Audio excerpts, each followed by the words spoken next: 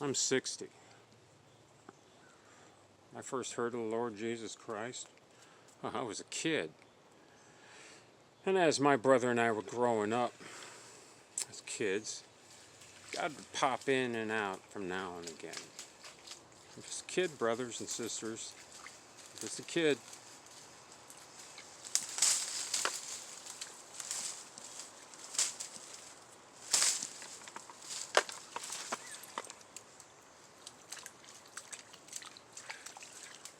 That's what I'm going to take care of here right now. This is why God popped in and out of our lives. Because as we're just living, we get tangled up in this stuff. Like old poor Pete here has just done. Hold on, brothers and sisters. Let me see if I can get my puppy out of this mess. Let me see here.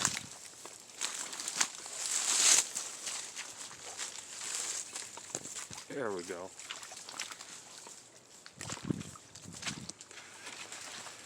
But back onto it.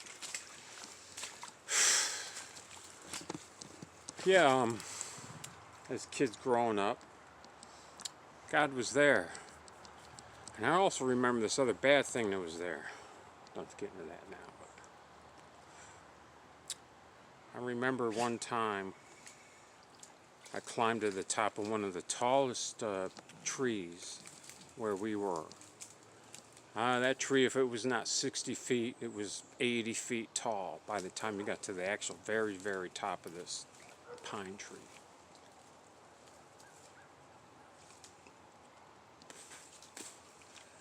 And I did all this like before I became in junior high school. So, climbed the top of this tree, 60, 70, 80 feet tall. When you're at the very top of one of those and you're holding on to the very smallest part of the limb and what you're very kind of like sitting, standing on it.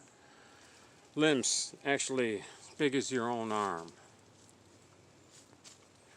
And this thing is swaying in the wind. You can see out across the whole sea forever as a kid. Forever. I remember.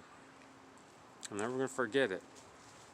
That's the first time God ever said to me in a way that I suppose he waited for that time where he should impress this into me. He's like that. You're on my shoulders. And just go for the ride. And on that tree, when that thing was kind of swaying, had its own movement, it was as though you were riding on the shoulder of God, hugging his neck. He's taking you for a walk, showing you the world.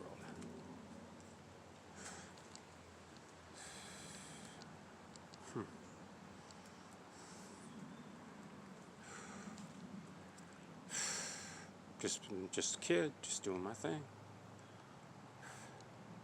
And older, longer I go off in life, more and more things happen in one day. Oh yeah, I came to the awakening of just what I just, shared with you, brothers. Jesus saves, no buts attached. The man that did that for me, his ministry still exists. And I was saved in the late 90s. With all my, so glad he's still there. Even though the man himself has passed away, the ministry's still there.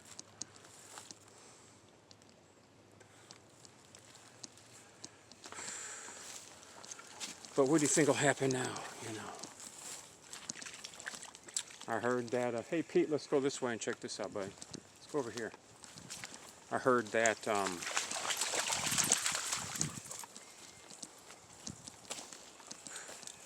some news outlets were expecting a big riot. Big riot. And us MAGA guys going out like the libs do and burning down cities and taking revenge.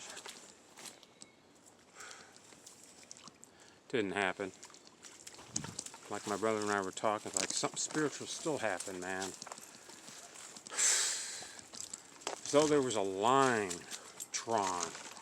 The sides that were chosen are chosen, and that's it. It's done.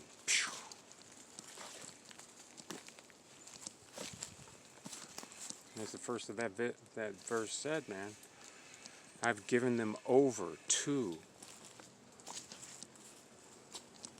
and they are not escaping. And like I said, I can share the gospel of Jesus Christ with any man, woman. Jesus saves no buts attached. But there are people in the world that are not, or have not been called to be saved. If you guys get it deep enough in your scriptures, the end times, there's actually what they call the children of wrath. All they have is the wrath of ancient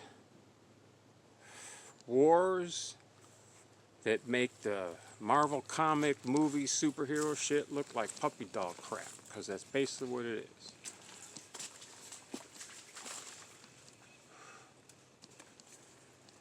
And what we have here is the reformation of that, because that which was is that which will be again. So they didn't get a big rise out of MAGA as far as it thought. Maybe they thought we might have been rioting and stuff, but nah, ain't gonna do that. But then at the same time, how many more people are going to step up and go out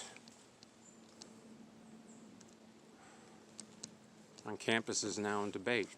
And maybe how many people in campus who were touched by what had happened through the events, not just particular one, but I mean every time Charlie Kirk showed up somewhere, you cannot tell me there was not one person inside of that group of people that wasn't touched. Are they going to become the next Charlie Kirk on their own campus? Maybe start a similar thing?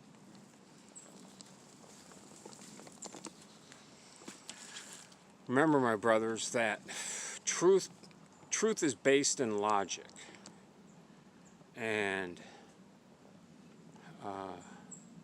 me being an engineer, but non-truth is based in fiction, is based in emotions.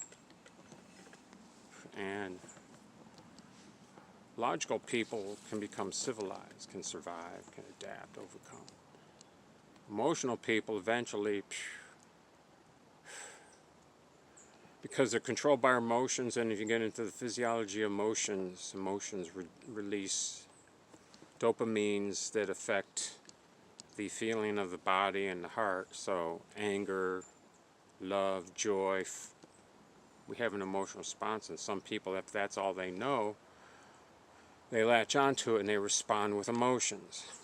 And even though us my age know from Star Wars, and they're always talking about feel, and you're a Jedi. Very interesting, huh? But there ain't no friggin' Jedi built all that freaking shit that they're fucking flying around in. You have to be logical, you have to be engineered, you have to have a logical brain. So in a logical brain, 2 + 2 = 4. 8 and 8, 16. Go even deeper, because I'm an engineer. Base 10 or base 12, what's a more accurate way of measuring the world? 12, 24, 64, 28, or 10, 20, 30, 40, 50, 60, 70, 80, 90, 100. I'm an American. Never did like metrics.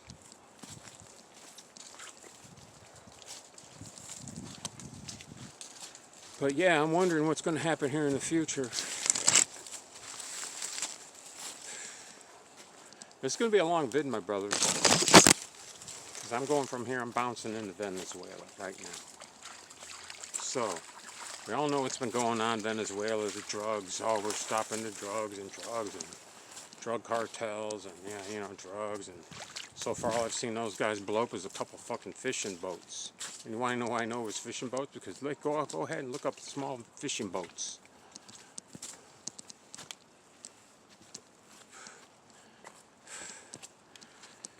And then I have a friend I work with. He's from Puerto Rico. Let's go this. Where do you want to go, bud? You want to go up that way? Let's go up this way. Let's go see how far we can go this way. From Puerto Rico, and he's got a buddy that, well, put it this way, he's done his time for doing that, and he's like, that boat running down there that had 11 people in it, it's like, there were no drugs on there. And these guys know only two types of things they smuggle up there, and they don't mix them. Either traffic human beings, or they traffic drugs.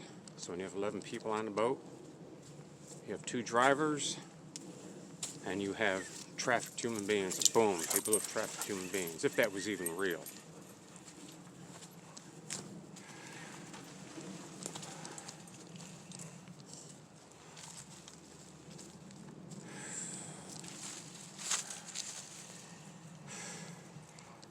But truth is, Venezuela has 852 years of oil reserves. And the truth is that the system here is trying to get us, the people, to believe that we're really going down there for war, for stop these drug guys, but no. The reason they need that oil down there is because if they could flood the market with $2 a barrel oil, they will put Russia out of war business, because Russia depends on X amount to fuel their war machine. But I'm going to bring this up with you now, brothers. If it does happen, and it's going to be days down the year, this will be years and years and years and years from now, and it's going to cost a lot of conservative young children's lives, so that all that's left here in America is the illegals.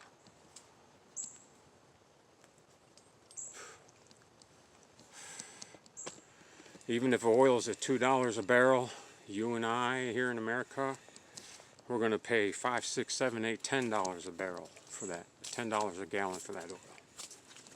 So, it ain't about us.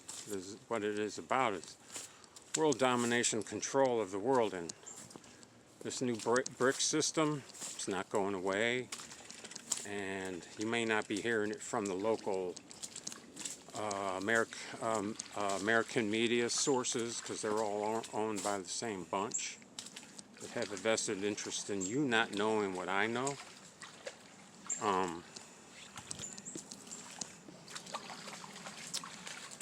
Yeah. Hey, pup. I don't think I'm going to walk through that water with you, buddy. I'm going to stand over here for a minute.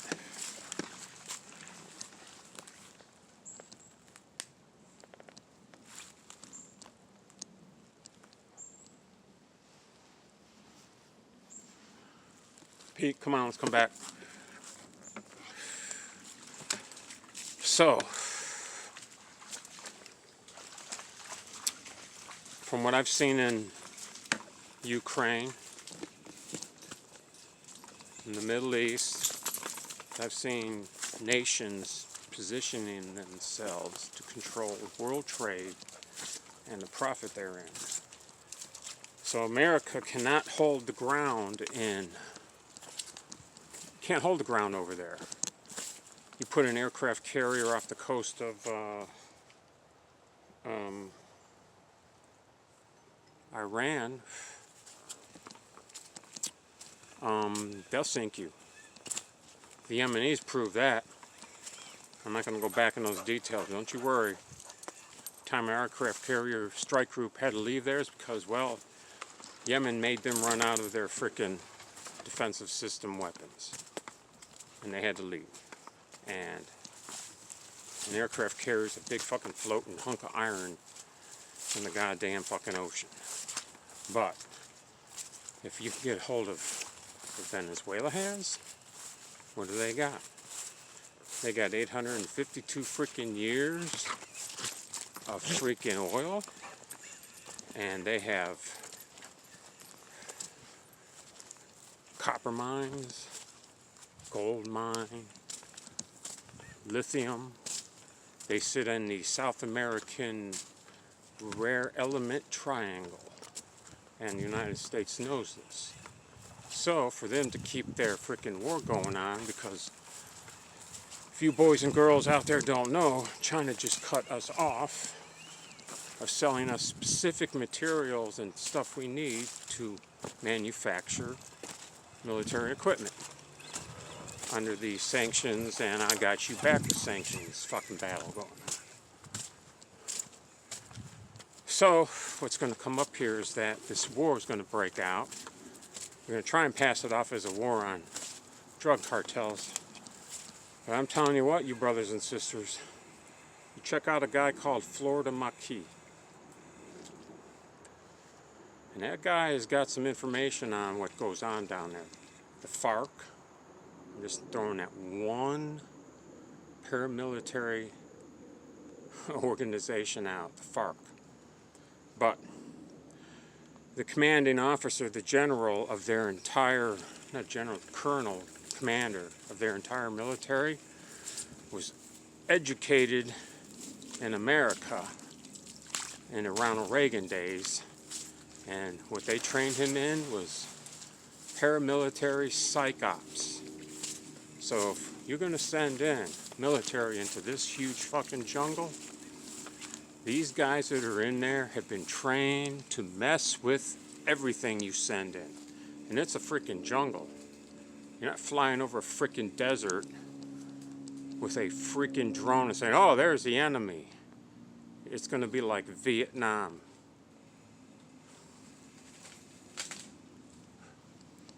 Brothers and sisters, when the draft comes back, remember one thing. Pay attention. We're coming after the conservative kids first.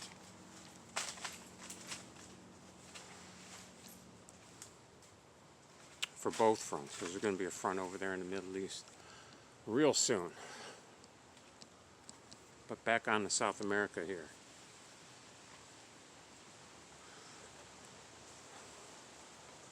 This is going to be a backyard battle for us. And the reason they need this has been pre-engineered. Hey, Pete, come out of there. Petey. Because the Clark, or the Koch brothers, built a refinery there off Texas coast of America. Gulf Coast of, you know, the American Gulf of America. They built a refinery there, and that refinery was only engineered to refine one type of oil. And that's oil comes up out of the ground in Venezuela. So everything was pre-engineered. Apparently they must have been trying to secure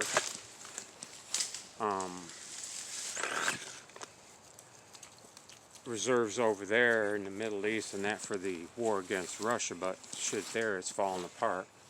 So America's going to have to retreat back into its own backyard, put up walls and borders, and secure our ability here to defend our nation from the BRICS system coming.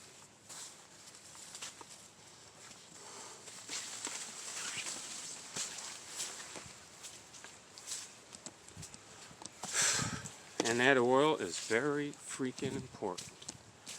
And I just heard that Argentina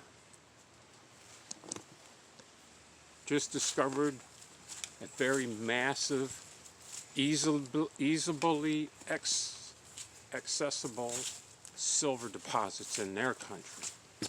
So don't you worry, brothers and sisters. This is going to go from Venezuela to Argentina. Because at the end of the day, they don't give a shit if your kids, my kids, your grandpa, your mother, or anybody's addicted to drugs. What they care about is those natural resources to control the world and control what happens in it. Without natural resources, you have nothing to make your country into a offensive manufacturing hub. Our country is not going to be so much a manufacturing hub because I've seen stuff they make over in China and we don't make that shit here. But I could see us becoming a 1984. So, brothers and sisters, again, let's keep praying for the family and those who are now going to fill in the space behind Charlie Kirk. Leave me your comments, like, share, and subscribe this message. And remember, man, like I always say, Jesus saves, no buts attached. It's like having a free ticket to ride. So until the next time, Pete and Richard, walk about, talk about. Peace.